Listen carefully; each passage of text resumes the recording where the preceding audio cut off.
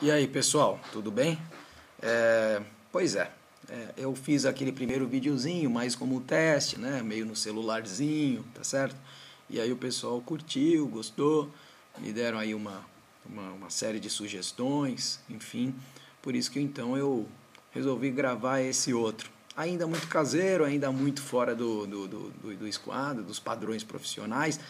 Não é muito isso que eu quero mesmo. Na verdade, eu quero usar esse canal para dialogar com vocês, falar um pouco sobre história com vocês e usar um outro canal que não o escrito apenas para a gente conversar. Eu acho o escrito fundamental, né? Porque é dali que a gente vai estudar de fato. Mas enfim, aqui é um bate-papo mais informal, até para a gente poder consolidar algumas coisas, enfim, que eu escrevi por lá, né? Bem, até vou tentar mais tarde, com a ajuda, né, daqueles que estão realmente muito interessados em me ajudar, e eu agradeço muito essa preocupação, muito legal isso. Então, com a ajuda deles, quem sabe mais tarde eu consiga fazer uns videozinhos mais profissionais, mais bacaninhas, né? Mas sempre com esse intuito, né, de conversar com vocês, e não tenho nenhuma perspectiva aí, nenhuma vontade de transformar isso em algo vendável, profissional, enfim. Mas vamos ao que interessa, que é esse diálogo com vocês, meus alunos, né? O que eu quero continuar a conversar é sobre a Idade Média, até para dar continuidade ao nosso papo, né? Depois a gente vai enveredando por outros assuntos, quem sabe aí até eu apareço conversando mais tarde um pouco sobre questões, sobre vestibulares e tal. Mas vamos lembrar que a Idade Média, voltando a ela, é uma invenção renascentista e basicamente serve à Europa.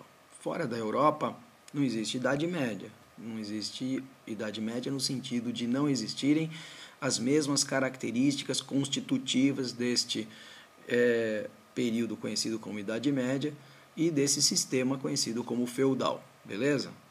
A gente pode até dizer, em uma espécie de analogia à Europa e à própria Constituição historiográfica europeia, um feudalismo na China, um feudalismo no Japão, né, o shogunato ali, por exemplo, no Japão, como áreas ou propostas comparativas, né? Mas é um empréstimo do conceito europeu de feudalismo, não é obrigatoriamente uma repetição, beleza?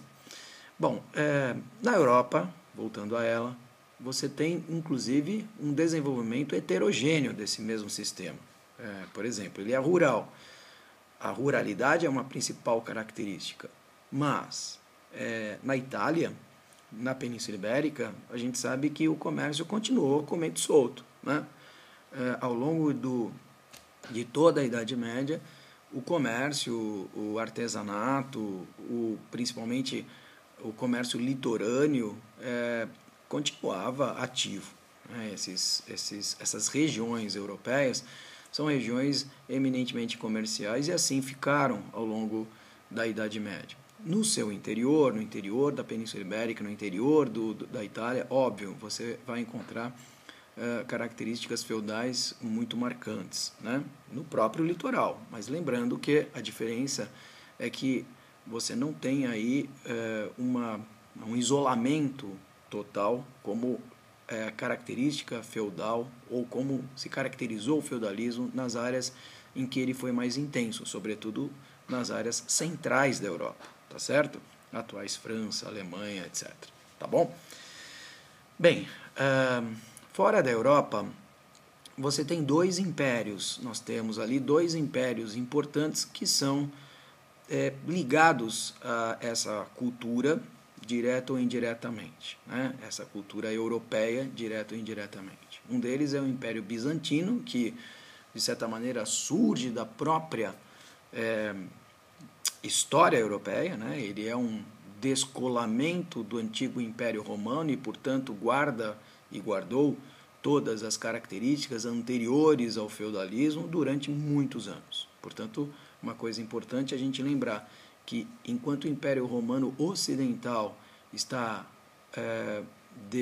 desestruturando, está se desarticulando com as invasões bárbaras, com a sua própria crise interna, O Império Romano Oriental, esse que se tornou o Império Bizantino, continuou vivíssimo, intacto, com um comércio ativo, com poder centralizado. O principal destaque desse império, ou o principal líder ao longo deste período posterior à queda do Império Romano, do lado do Império Bizantino, foi o Justiniano, o imperador Justiniano, importante imperador que durante o século VI desenvolveu diversas obras marcantes, né? Inclusive a igreja de Santa Sofia, que foi construída durante o seu período de governo, e implementou uma retomada, uma reconquista importante de territórios como o norte da África, a própria Itália e uma parte da Península Ibérica. Então ele buscava, através dessa reconquista, esse é o nome que se dá, inclusive oficialmente, a reconquista, retomar uma parte do que fora o antigo Império Romano. Portanto, esse imperador bizantino, Justiniano, continuou ativamente com o seu poder centralizado, inclusive interferindo muito nos assuntos da própria igreja cristã. Igreja essa, diga-se de passagem, que lá no lado ocidental acabou ganhando muito poder, exatamente cobrindo o vazio do poder deixado pela desestruturação do Império Romano Ocidental. Os imperadores vão se enfraquecendo, os bárbaros tomando conta daquele espaço, eles próprios bárbaros com um poder descentralizado, e a igreja vai caminhando para conseguir, de certa maneira, uma unidade política, se tornando uma espécie de grande modelo de valores, o próprio modelo político, etc., que passa a cobrir ou a suprir, exatamente cobrir o espaço deixado ali pelos imperadores, ou antigos imperadores romanos. Já no lado oriental, o Império Bizantino, não existe esse enfraquecimento, né? Pelo menos não logo depois da queda do Império Romano Ocidental. E aí o imperador continuava sem permitir que a igreja cristã ocidental, a igreja católica, conquistasse ali muito poder. Essa interferência entre o imperador, ou na verdade essa interferência do imperador sobre os assuntos da igreja, é o que nós tradicionalmente chamamos de cesaropapismo. César, imperador, papismo, papa ou assuntos do papa, do papado. Portanto, a intervenção do imperador nos assuntos da igreja. Isso é que vai, na verdade, ser seguido pelos demais vários imperadores ao longo de séculos e séculos. E eu falei que Justiniano estava no século VI, lá no século XI, portanto ali 500 anos depois, tá certo? Nós temos a ruptura das igrejas. A igreja católica ocidental não mais atua a partir de 1054 como a igreja oficial do lado bizantino.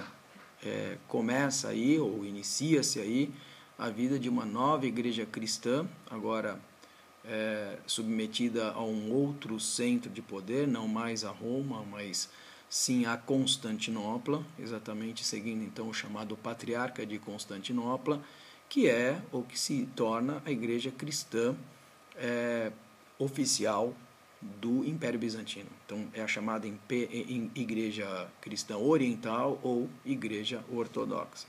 Essa, obviamente, submetida ao poder do imperador. O outro império importante é o Império Árabe.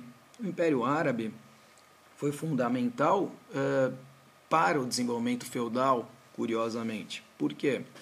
Porque a partir das propostas e pregações de Maomé e a partir, portanto, da transformação da antiga religião politeísta árabe, daquele período, portanto, pré-maometano, em uma religião monoteísta e expansionista, portanto, se caracterizando o islamismo por uma religião de expansão, a proposta de se difundir a verdadeira palavra, a verdadeira crença e, portanto, se extrapolar as fronteiras da Península Arábica, foi fundamental para que este povo começasse a se expandir.